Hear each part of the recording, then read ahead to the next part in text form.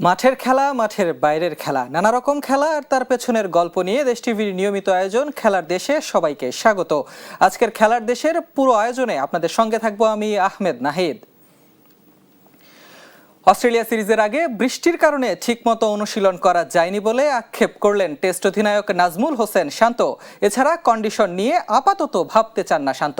অস্ট্রেলিয়ার মাটিতে ভালো ক্রিকেট খেলাটাই মূল লক্ষ্য বাংলাদেশের। নাহিদ শরীফুলরা না থাকলেও দলের বাকিদের উপর পূর্ণ আস্থা টাইগার ক্যাপ্টেনের। এদিকে টেস্ট সিরিজ খেলতে আজ রাতেই দেশ ছাড়বে বাংলাদেশ। অস্ট্রেলিয়া সিরিজের আগে সংবাদ সম্মেলনে নাজমুল হোসেন শান্ত একদিন বাদেই দল যাবে অস্ট্রেলিয়াতে। যদিও ইনজুরির কারণে বেশ কয়েকজন ক্রিকেটারকেই পাবেন না কাপ্তান শান্ত, তবে তিনি মনে করেন যে দলটা যাচ্ছে সে দলটা ভালো কিছুই করবে। ইনজুরি বিষয়টা আসলে আমাদের কারোই কন্ট্রোলে নাই, যে কোনো সময় যে কোনো প্লেয়ার ইনজুর্ড হতে পারে। বাট আমার মনে হয় যে দলটা আমাদের অস্ট্রেলিয়াতে যাচ্ছে এই দলের উপরে পুরোপুরি বিশ্বাস আছে যে এই দলটা নিয়ে আমরা ভালো ক্রিকেট খেলতে পারবো। কোন প্লেয়ার থাকলে ভালো হতো, কোন প্লেয়ার থাকলে আরো বেটার হতো, এগুলো নিয়ে আসলে চিন্তা করাটা এখন আমার মনে হয় না যৌক্তিক হবে। অস্ট্রেলিয়ায় সবচেয়ে বড় চ্যালেঞ্জ হচ্ছে তাদের কন্ডিশন।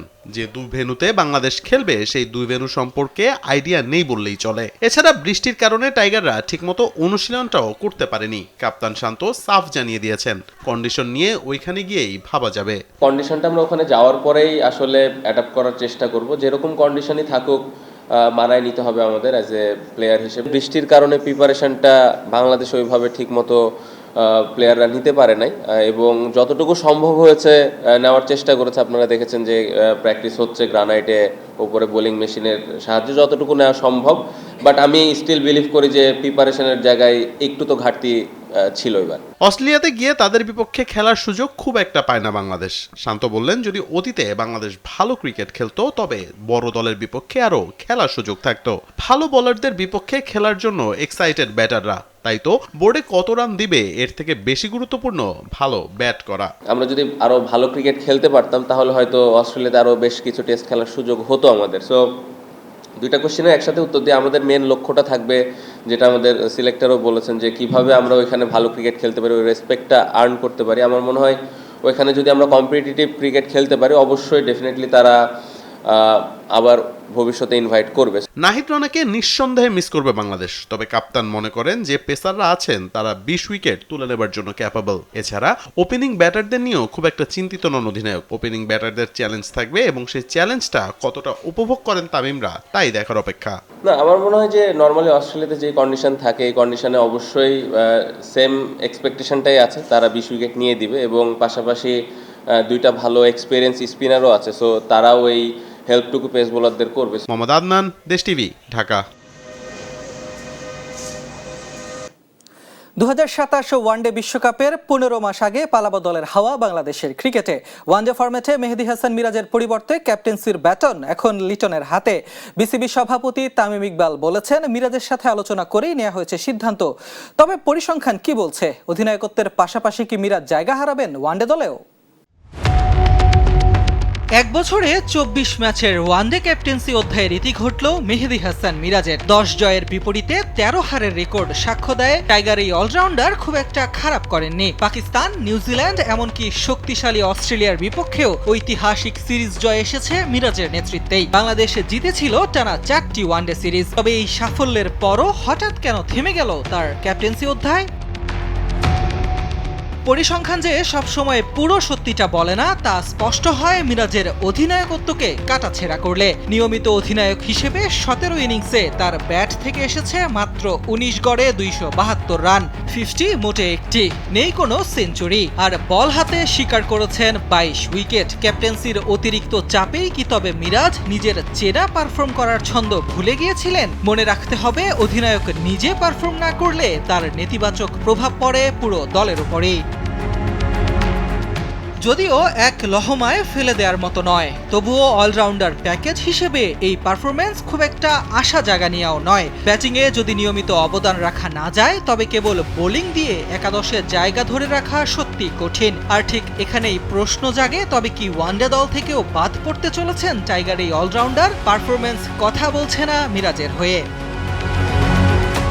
এদিকে দীর্ঘদিন পর স্কোয়াডে ফিরে মোসাদ্দেক হোসেন নিজের পারফরম্যান্সের ছাপ রেখেছেন। স্বাভাবিকভাবেই এতে মেহেদী হাসান মিরাজের একাদশের জায়গা কিছুটা হুমকিতে। ব্যাটিংয়ের গভীরতা বাড়াতে শামীম পাটোয়ারি কিংবা সাব্বির রহমানের মতো বিকল্পদের উপর কি নতুন করে বাজি ধরবে ম্যানেজমেন্ট? মিরাজের ক্যাপ্টেন্সি অধ্যায়কে মূলত দুই ভাগে ভাগ করা যায়। ঘরের মাঠে তার নেতৃত্বে টানা 4 সিরিজ জিতলেও বিদেশের মাটিতে খেলা 3 সিরিজের সবকটি হেরেছে বাংলাদেশ। অন্যদিকে মিরাজের একাদশ নির্বাচন, সঠিক সময়ে বোলিং বদল এবং ব্যাটিং অর্ডার নিয়ে দলের ভেতরেও নাকি অসন্তোষ ছিল। আর সে কারণেই হয়তো টানা 4 সিরিজ জয়ের পরও মিরাজকে হারাতে হলো ওয়ানডে ক্যাপ্টেন্সি। সামনেই ভারতের বিপক্ষে গুরুত্বপূর্ণ সিরিজ এবং 2027 সালে কাঙ্ক্ষিত ওয়ানডে বিশ্বকাপ। তার আগে লিটন দাসকে পর্যাপ্ত সময় দিতে চেয়েছে বিসিবি। তবে ক্যাপ্টেন্সি হারানোর ধাক্কা সামলানোর চেয়েও মিরাজের সামনে এখন বড় চ্যালেঞ্জ দলে নিজের জায়গা টিকিয়ে রাখা। সমস্ত প্রতিকূলতা পেরিয়ে মিরাজ কি পারবেন রাজকীয়ভাবে ঘুরে দাঁড়াতে, নাকি হারিয়ে যাবেন ওয়ানডের ধূসর স্মৃতি হয়ে? আহমেদ নাহিদ, স্পোর্টস ডেস্ক, দেশ টিভি। 54টি রোমাঞ্চকর ম্যাচ, 3টি দেশ এবং 1টি ট্রফি। দীর্ঘ 24 বছর পর আবারও আফ্রিকা মহাদেশে বসতে যাচ্ছে আইসিসির সবচেয়ে মর্যাদাপূর্ণ আসর ওয়ানডে বিশ্বকাপ। 2027 বিশ্বকাপ যৌথভাবে আয়োজন করবে দক্ষিণ আফ্রিকা, জিম্বাবুয়ে ও নামিবিয়া। এরই মধ্যে আইসিসি আনুষ্ঠানিকভাবে 3 দেশের মোট 12টি স্টেডিয়ামকে বিশ্বকাপের ভেন্যু হিসেবে ঘোষণা করেছে, প্রকাশ করেছে বিশ্বকাপের অফিসিয়াল লোগো। দীর্ঘ 24 বছরের অপেক্ষার অবসান ঘটিয়ে দক্ষিণ আফ্রিকার মাটিতে ফিরছে ওয়ানডে বিশ্বকাপের মহাযজ্ঞ। 2003 সালের পর আবারও দক্ষিণ আফ্রিকা ও জিম্বাবুয়েতে গড়াচ্ছে বিশ্ব ক্রিকেটের সবচেয়ে বড় আসর। এবার তাদের সঙ্গে রূপকথা লিখতে সহ আয়োজক দেশ হিসেবে যোগ দিচ্ছে নামিবিয়া। 2027 ওয়ানডে বিশ্বকাপকে ঘিরে এরই মধ্যে প্রস্তুতি শুরু হয়েছে পুরোদমে। আইসিসি চূড়ান্ত করে ফেলেছে বিশ্বকাপের 12টি আয়োজক শহরের নাম। প্রকাশ করা হয়েছে বিশ্বকাপের অফিসিয়াল লোগো। মোট 54টি ম্যাচের বেশিরভাগই অনুষ্ঠিত হবে দক্ষিণ আফ্রিকার 8টি শহরে। শহরগুলো হলো Johannesburg, Centurion, Durban, Gqeberha, KuGompo City, Cape Town, Paarl এবং ব্লুমফন্টেইন সেজে উঠছে ক্রিকেট প্রেমীদের বরণ করে নিতে। এদিকে টুর্নামেন্টের মেগা ফাইনাল ম্যাচ আয়োজন নিয়ে চলছে লড়াই ঐতিহাসিক ওয়ান্ডারার্স এবং কেপটাউনের নয়নাভিরাম নিউল্যান্ডসের মধ্যে। অন্যদিকে জিম্বাবুয়ের 3টি শহর হারারে, বুলাবে এবং ভিক্টোরিয়া ফলসে গড়াচ্ছে 7 থেকে 10টি রোমাঞ্চকর বিশ্বকাপের ম্যাচ। আয়োজক তালিকায় নতুন চমক, চোখ ধাঁধানো ভিক্টোরিয়া ফলস স্টেডিয়াম। চলতি বছরই শেষ হবে 10,000 ধারণ ক্ষমতা সম্পন্ন অত্যাধুনিক এ স্টেডিয়ামের কাজ। নামিবিয়ার উইন্ডহকে অনুষ্ঠিত হবে বিশ্বকাপের 3টি ম্যাচ। জিম্বাবুয়ের সঙ্গে যৌথভাবে ছেলেদের অনূর্ধ্ব 19 বিশ্বকাপ আয়োজনের পর এবারই প্রথম সিনিয়রদের আইসিসি টুর্নামেন্ট আয়োজনের ঐতিহাসিক স্বাদ পাচ্ছে নামিবিয়া। দক্ষিণ আফ্রিকার বেনোনি ও পচেফস্ট্রুমকে বেছে নেওয়া হয়েছে বিশ্বকাপের প্রস্তুতি ম্যাচের জন্য। এছাড়া আগামী বছরের শুরুতে নামিবিয়ার সঙ্গে যৌথভাবে বিশ্বকাপের মূল বাছাই পর্ব আয়োজন করতে পারে এই দুই শহর। 2003 সালে জিম্বাবুয়ে ও কেনিয়ার সঙ্গে ওয়ানডে বিশ্বকাপ আয়োজনের পর 2007 সালে ছেলেদের টি-20 বিশ্বকাপ এবং 2023 সালে মেয়েদের টি-20 বিশ্বকাপ সফলভাবে আয়োজন করেছিল দক্ষিণ আফ্রিকা। প্রাথমিক সময়সূচি অনুযায়ী 2027 সালের 4 অক্টোবর থেকে 21 নভেম্বর পর্যন্ত চলবে ব্যাটে বলের লড়াই। 24 বছরের পুরনো স্মৃতি আর নতুন রোমাঞ্চ নিয়ে অপেক্ষা এখন আফ্রিকার এই ঐতিহাসিক ক্রিকেট মহোৎসবের। মেহজাবিন হোসেন, স্পোর্টস ডেস্ক, দেশ টিভি। এবার ফুটবলের খবর। ফিফা বিশ্বকাপের শেয়ার বেসরকারি বিনিয়োগকারীদের বিক্রির প্রতিবাদে বিশ্বকাপ বয়কটের সিদ্ধান্ত নিয়েছে ইউরোপের 55টি দেশ। উয়েফার সদস্য দেশগুলোর ভার্চুয়াল সভায় এই সিদ্ধান্ত নেওয়া হয়েছে। 122 বছরের ইতিহাসের সবচেয়ে বড় আর্থিক ও রাজনৈতিক বিতর্কের মুখে বিশ্ব ফুটবলের সর্বোচ্চ নিয়ন্ত্রক সংস্থা ফিফা, দাতব্য সংস্থা হিসেবে শুরু হওয়া ফিফা তার সত্তা বিক্রি করতে চলেছে বেসরকারি খাতের কাছে। আর এই ঐতিহাসিক নাটকের মূল চরিত্রে অচেনা মুখ জোশুয়া কুশনার। মাত্র 2 দিন আগেও যার নাম ফুটবলে অজানাই ছিল। যুক্তরাষ্ট্রের ক্ষমতাধর পরিবারের চতুর বিনিয়োগকারী এখন ফুটবলের সবচেয়ে বড় বাণিজ্যিক পরিকল্পনার কেন্দ্রবিন্দু। ঘটনার সূত্রপাত ফিফার এক অভাবনীয় প্রস্তাবে। বিশ্বকাপ ও ক্লাব বিশ্বকাপ পরিচালনার জন্য ফিফা ইভেন্টস অ্যান্ড এন্টারটেইনমেন্ট নামের নতুন একটি প্রতিষ্ঠানের কাছে 20% শেয়ার বেসরকারি খাতে বিক্রির পরিকল্পনা করা হচ্ছে, যার মূল্য প্রায় $2,000 কোটি। আর এই বিনিয়োগকারী দলের নেতৃত্ব দিতে প্রস্তুত জোশুয়া কুশনারের থ্রাইভ ক্যাপিটাল। কে এই জোশুয়া? তিনি মার্কিন যুক্তরাষ্ট্রের প্রেসিডেন্ট ডোনাল্ড ট্রাম্পের জামাতা জেরেড কুশনারের ছোট ভাই। এই বাণিজ্যিক প্রস্তাব ঘিরে ছড়িয়ে পড়েছে তীব্র ক্ষোভ।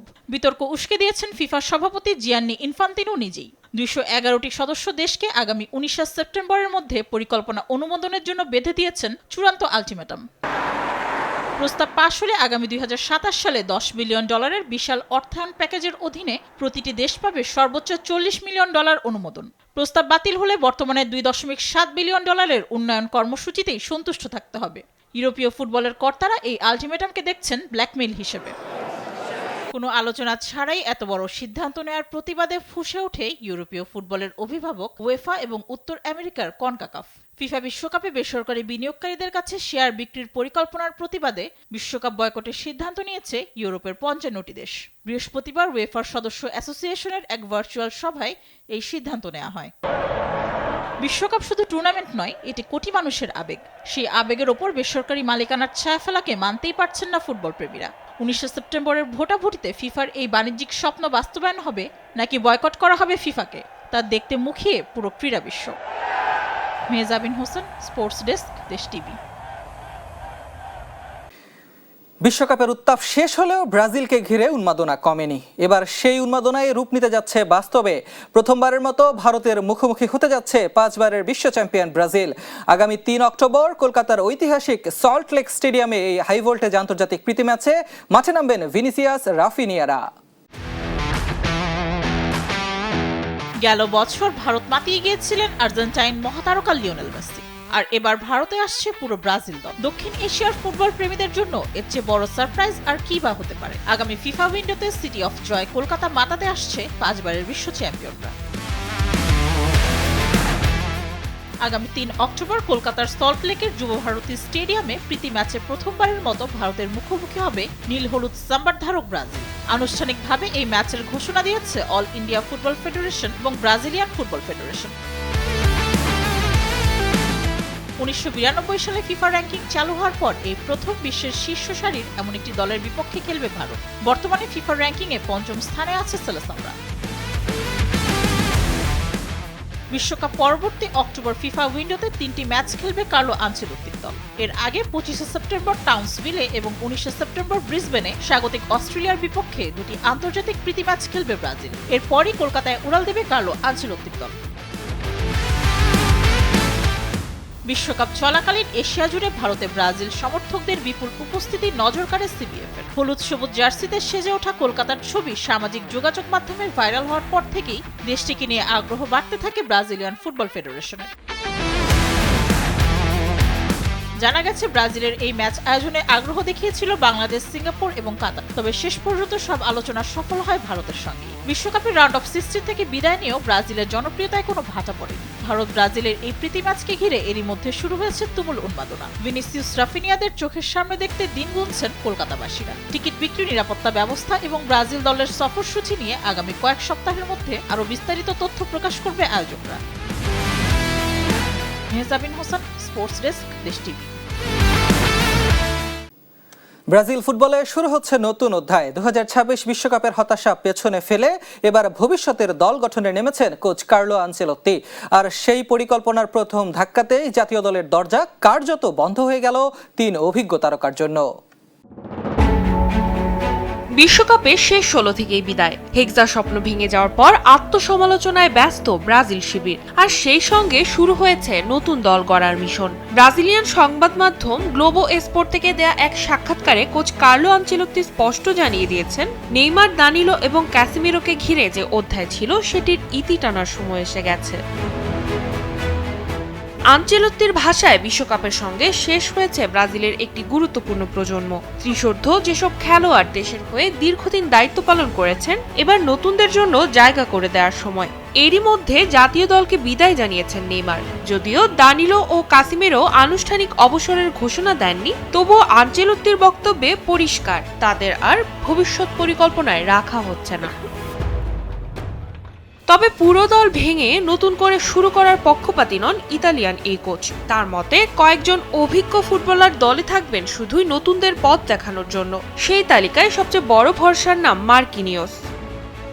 আমি বলছি না যে 26 জনের সবাইকে বদলে ফেলবো, কিছু অভিজ্ঞ খেলোয়াড় থাকবে যারা নতুনদের পথ দেখাবে, যেমন মার্কিনিওস। ওর মতো খেলোয়াড়দের দলে রাখা গুরুত্বপূর্ণ, যাতে ধারাবাহিকতা বজায় থাকে। তবে মূল লক্ষ্য নতুন প্রজন্মকে গড়ে তোলা।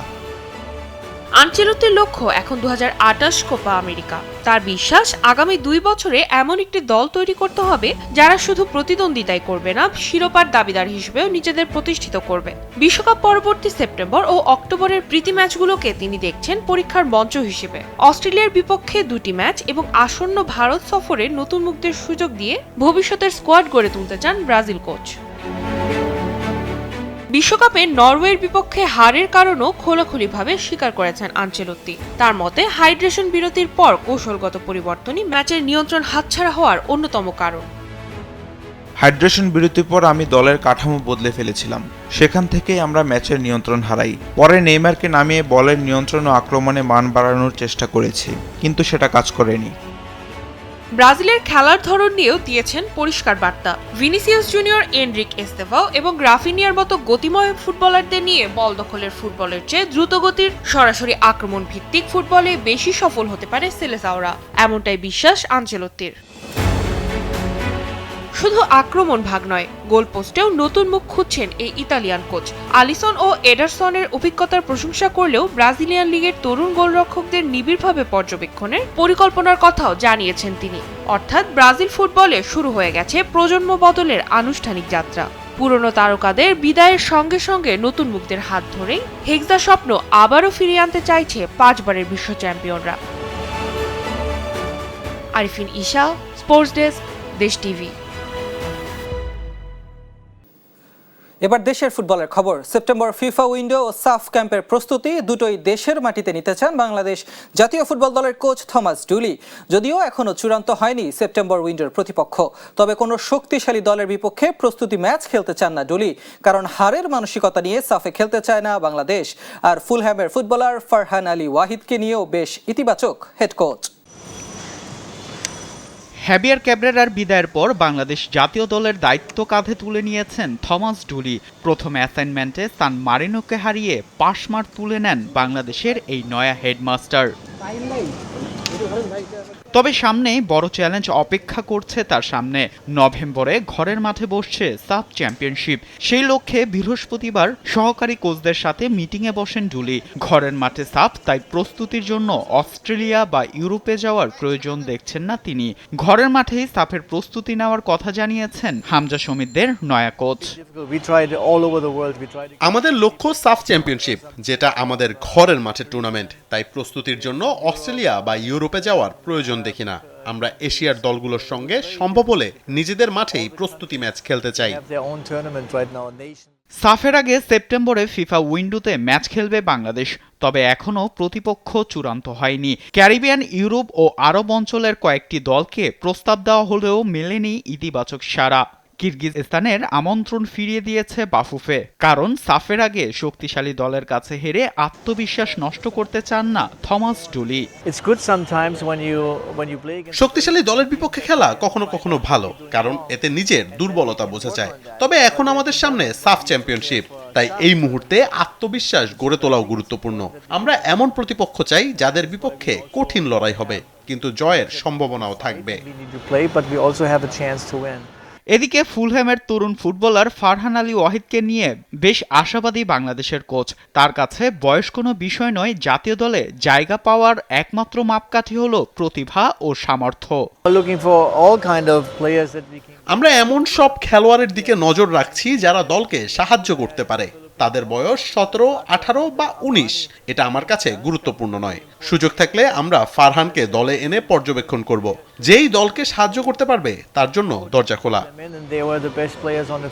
4 নভেম্বর ঘরের মাঠে বসবে সাফ চ্যাম্পিয়নশিপের এবারের আসর। ফারদিন সাজু, দেশ টিভি, ঢাকা। দর্শক, এই ছিল খেলার দেশের আজকের আয়োজনে। নিয়মিত খেলাধুলার সব খবর জানতে চোখ রাখুন দেশ টিভির পর্দায়। ফলো করুন দেশ টিভি স্পোর্টসের ফেসবুক পেজ ও ইউটিউব চ্যানেলে। ধন্যবাদ সবাইকে।